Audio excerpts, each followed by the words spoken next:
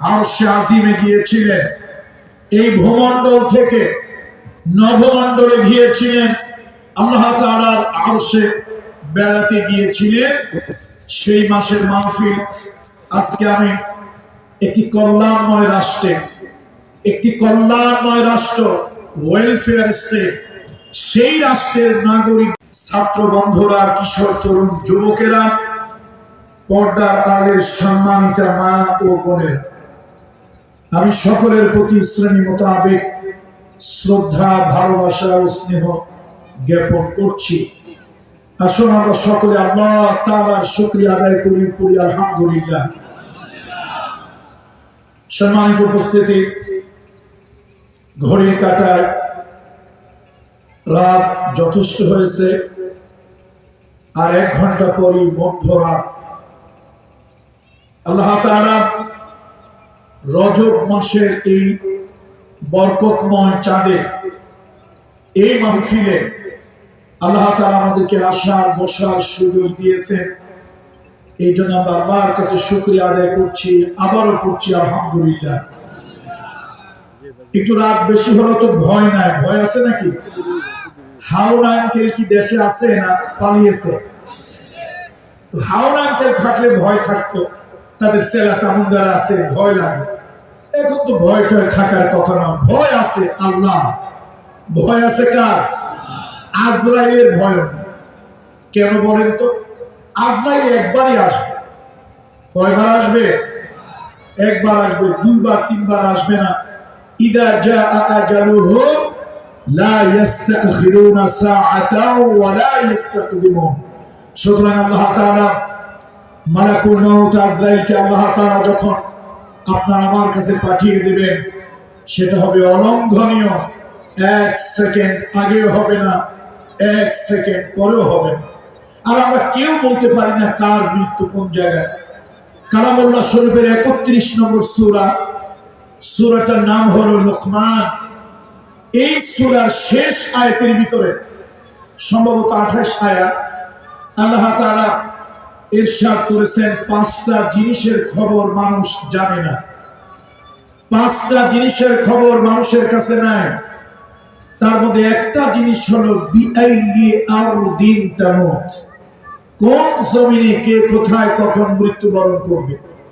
সুতরাং আল্লাহ তাআলা আপনার আমার মৃত্যু যদি জিহাদের ময়দানে লিখে থাকেন সেখানেই হবে, যদি আল্লাহ তাআলা আপনার আমার মৃত্যু রাস্তাঘাটে লিখে থাকেন সেটাই হবে, যদি আল্লাহ তাআলা আপনার আমার মৃত্যু বিছানে লিখে থাকেন সেটাও হবে। সুতরাং ভয়ের কোনো কারণ নাই, ভয়ের কোনো কারণ নাই। মুহাম্মদ রাসূলুল্লাহ মেরাজে যাবে, আল্লাহ তাআলা নবীজিকে মদিনার শেষ জীবনে আল্লাহ একটি দোয়া শিখাই দিলেন। আল্লাহ তার হাবিবকে একটি দোয়া শিখাই দিলেন।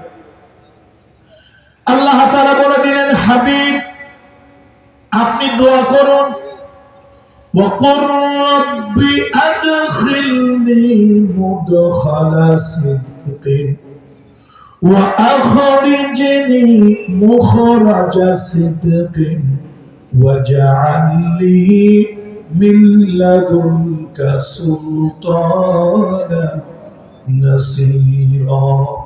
আয় আল্লাহ তাআলা, যেই জনপদ থেকে আমাকে, যেই জনপদে আমাকে প্রবেশ করাবেন, অর্থাৎ মক্কা থেকে মদিনায় যদি তুমি আমাকে নিয়ে যাও, কল্যাণের সাথে মদিনায় আমাকে প্রবেশ করাবে।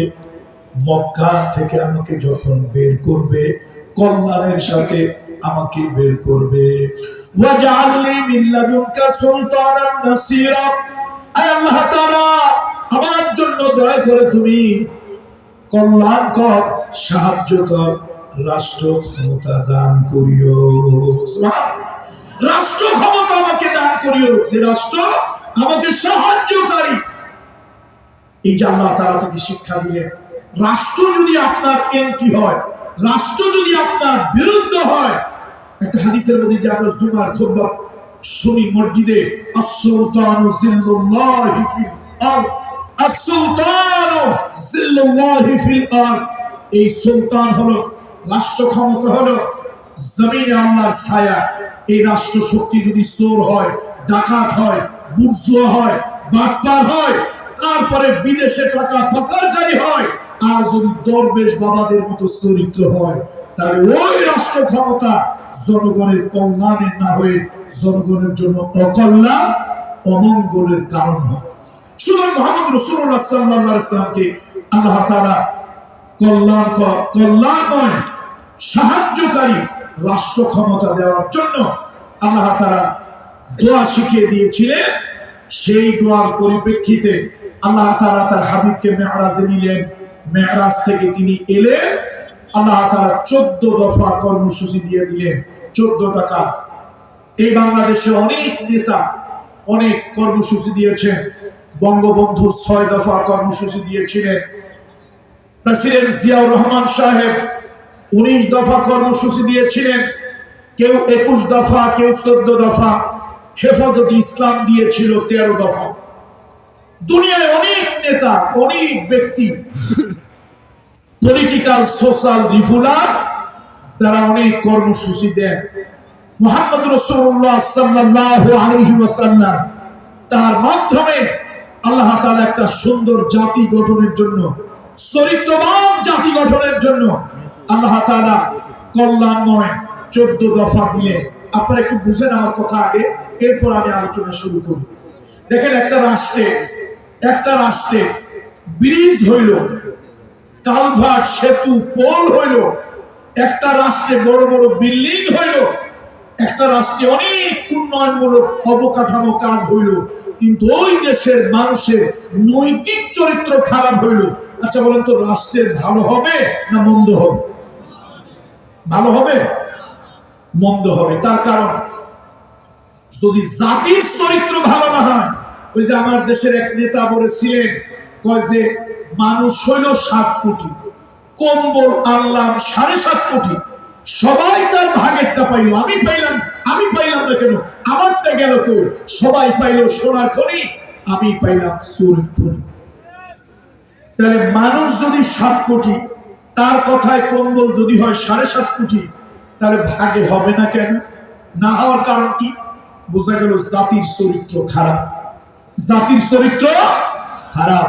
এই জন্য আসুন, মেট্রো রেল করে, পদ্মা সেতু করে, যমুনা ব্রিজ করে, কর্ণফুলী ব্রিজ করে, বিরাট বড় বড় রাস্তা বানাইয়া শুধুমাত্র জাতির কল্যাণ হবে না, এই জাতির মানুষের চরিত্র যদি ভালো না হয়, তাহলে এগুলো দিয়েই কাজ হবে না।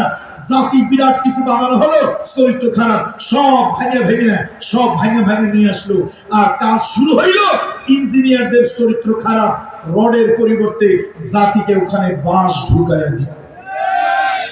এই জন্য কল্যাণময় রাষ্ট্রে আল্লাহ তাআলা কত দফা কর্মসূচি দিয়েছেন বলেন? সবাই একটু আওয়াজ দিয়ে বলেন, কয় দফা? আলোচনা করব না? এই 14 দফার উপরে আসুন। প্রথম দফা, আল্লাহ তাআলা বলেন, ওয়াকাদা রাব্বুকা আল্লা তা'বুদু ইল্লা ইয়্যাহু। আল-উবুদিয়াহ ওয়াল ইবাদাত, দাসত্ব, বন্দেগী, হুকুমের তাবেদারি, গোলামি একমাত্র আল্লাহ তাআলার হবে। পীরের গোলামি হবে না, পরীর গোলামি হবে না, নেতার গোলামি হবে না, নেত্রীর গোলামি হবে না, ভাস্কর্যের গোলামি হবে না। গোলামি হবে একমাত্র আল্লাহ, বন্দেগী হবে একমাত্র আল্লাহ, হুকুমের তাবেদারি হবে একমাত্র আল্লাহ। আল্লাহ ছাড়া মানুষ কারো সামনে মাথা নত করবে না। কত ঠিক কিনা বলো? মুসলমান কার পূজা করবে? পীরের পূজা না পরীর পূজা? আল্লাহর। মুসলমান কার পূজা করবে? দুর্গার পূজা না দুর্গার পূজা?